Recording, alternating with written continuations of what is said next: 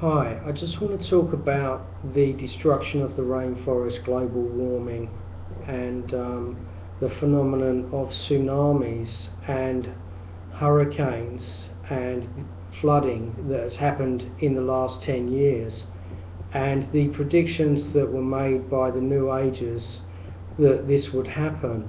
And these global weather changes were predicted many years ago by meteorologists, and it was quite well documented in the 90s that if we continue to cut down rainforests, that this weather like this was going to happen. And yet in the conspiracy theory arena, that these were seen as predictions from these were seen as prophetic predictions, but really it was documented by a number of people, and anyone that did their research knows that if you keep cutting down rainforest and you cut down trees and you don't grow more trees, that the weather will change, and this is what will happen. And also with the polar caps melting, it's been quite well documented for a long time that the caps are melting and the earth is warming up, or it's getting hotter every year. So, for the conspiracy theorists, this information was quite well documented by the meteorologists. And, I think we have to look at the information we're given from these people and say, well, is it really prophetic, or is it really based in common knowledge in the area of public information? And the area of public information, there's a lot of information which you can access. And, I've accessed a lot of information about healing and vitamins and alternative treatments, which ones work, which ones don't. And some of this information has been around since the 1930s. It's actually been around for almost 100 years. That's in terms of health and healing. And yet if you actually told a person, well, I'll give you an example. Edgar Cayce had a violet ray. So he had a machine which emitted a violet ray. You can still purchase them on eBay. And the violet ray is an electronic frequency that you apply to a part of your body, and it administers a certain amount of healing. I've never used one. I don't know if it works. But if I discovered this in 2011, and the product had actually been available on the market for about 70 years. So what I'm saying is, in the arena of public information, a lot of the general public are not aware of the information that's available, especially in information, just general information about the world and how it operates. And the conspiracy theorists are very clever. They're just people that research information, and then they regurgitate it to you in the context of global conspiracy. And so you have to think about where the information comes from and look towards the origins of it. I mean, I could tell you now, I can make a few predictions now that will probably astound you. But, I could say that by 2017 there's going to be a global economic meltdown, and by 2024 we'll probably be involved in a third world war. And but neither of those predictions are based on prophecy. They're not based on prophecy. They're just based on looking at history, looking at patterns repeating themselves, looking at global trends, looking at the way that money's controlled. We haven't had a world war since 1945, but you had the Korean War, the Vietnam War, and you have the wars, the contrived wars for the control of oil in Iraq and in the Middle East, and so there have been other wars, but there hasn't been a world war, for 60 years. And but now, if you look at what's happening with China and Russia and the way that they want to compete for the oil, they want to compete and they want to create their own currency, it won't be very long until there's another global war. And that's probably where it'll come in through, because America controls the money market, it controls the dollars, it controls the oil and the gold. But this situation won't last forever, and there'll be another global crisis, and probably eventuate, precipitate into a war. But that's not based on prophecy. That's based on looking at trends, and there's something entirely different. And the global conspiracy theories, they feed off people's fear. They say the world is going to end, we're being controlled, we're doomed. So give money, pay money to my cause, and I'll give you some more information which will make you more frightened and make you keep on buying my product. But I want to put it to you this way. What happens if you're just a soul or a spirit, and there's always been wars on this planet, there's always been disharmony, but what happens if you're a spirit or you're a soul and you're powerful, and if you have enough balance, these things you can move beyond and they need not affect you, and you can be here and learn the things you need to learn until you're ready to move on or die. That's just an idea, that's just a theory that I'm giving to you. That's something that I would like you to think about, because many years ago I read an idea, and the idea was this: that there are so many things in this world that can kill you, from poison snakes, spiders, all kinds of things can kill you. Walking out on the street, you can die at any moment. And I read a theory, and the theory was this: that if you put your spirit first, if you have a spirit and you believe that you're a spiritual being in a physical reality, if you put that first and you try and nurture and develop that, then these other factors will not be able to kill you. The subconscious mind will protect you. Many times I've walked across the road without even looking, and cars have just whizzed past me, and I thought I could have been killed just like that. I spend all my time on the puzzle, the cosmic puzzle, the jigsaw puzzle, trying to work out what it's all about, and I could be wiped out like that in an instant. And so the theory that I was given was living in the present moment and just following and trying to develop spiritually. And I thought, I'm going to do that. And I've risked my life many times. I was a thrill seeker, an extremist when I was young. But I always believed that I always had this belief that if I put my spirit first, then it will protect me and I keep developing.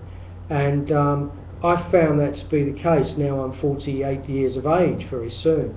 And some of the stuff that I've been through, you wouldn't believe. I mean, I smashed a car into a train when I was 19. That was just one thing. I mean, some of the stuff that I've been through is unbelievable. But I've always put my spirit first, and I've always had this belief that if you do that, you will survive on this planet and you will be okay. And don't feed into the negativity, don't feed into the control, because conspiracy theories, as much as they go on about the control system, they are trying to control you with fear, and they are trying to get you to buy their product. Their product is information, and it's fear-based information about the control system. Now, if we were in that much of a control system, do you think that the conspiracy theorists would be allowed to talk about control? Just a question. Why would there be a counterculture of control if we were so controlled to that degree that they just wipe these people out? And it is a control system, no doubt. Of that I have no doubt. But it's fear that controls you. It's your own fear. People have got their own agendas. I suggest you have your own agenda, and that is to raise your energy, change yourself and change the world, and be aware and question very deeply your values and where you're going. Question, exactly where you're at and where you're headed and why you came here. I believe everyone has a soul contract. Everyone agrees to come here. They may not want to come here, and I don't think most people want to be here. That's the struggle. We're in the spirit world, we're controlled by these beings. They say you've got to go there, you've got to go back. 60,000 people in the world a day commit suicide, at least. Probably 3 times that number try and kill themselves. Millions of people kill themselves in the world. Millions of people do not want to be here. They drink or they take drugs, or they're just into total avoidance. They're totally into a reality of escapism, because they do not want to live in the world, because it's hard and it's difficult and it's scary and it's frightening. The fact that you may die at any minute is a very scary prospect for a lot of people, So they either hoard money, or they spend it recklessly, or drink or drug or gamble or whatever they do, But anyway, here we are, we have to make the most of it, and we have to question why we're here. You know, we come here from the spiritual dimension. We're here to learn, evolve and grow and develop. And if we don't do that, if we terminate our lives, I believe we have to come back and do it again. That's just a personal belief. I'm going into the realm of personal beliefs. But why would we come to a realm if we were totally controlled and totally conditioned and totally told what to think? We're not. That's the thing. There's a section of society that does that, and that tries to control us, to control our minds and control our thinking, but it never can. That's the paradox. We have what goes on between our ears is what we choose to think and what we take in and choose to believe. Even with continual bombardment through the media of ideas, people still intrinsically know what they believe and what's right for them. I see it. I see it on YouTube in the commentary section. You know, if people think something is nonsense, they'll say it. You know, and that human beings know inside them when people are telling the truth and when they're not, and they know when they're not telling the truth and deceiving themselves. I feel sorry for people who do not know when they're lying to themselves, but most of the time people know fundamentally at some level when this self-deception is going on.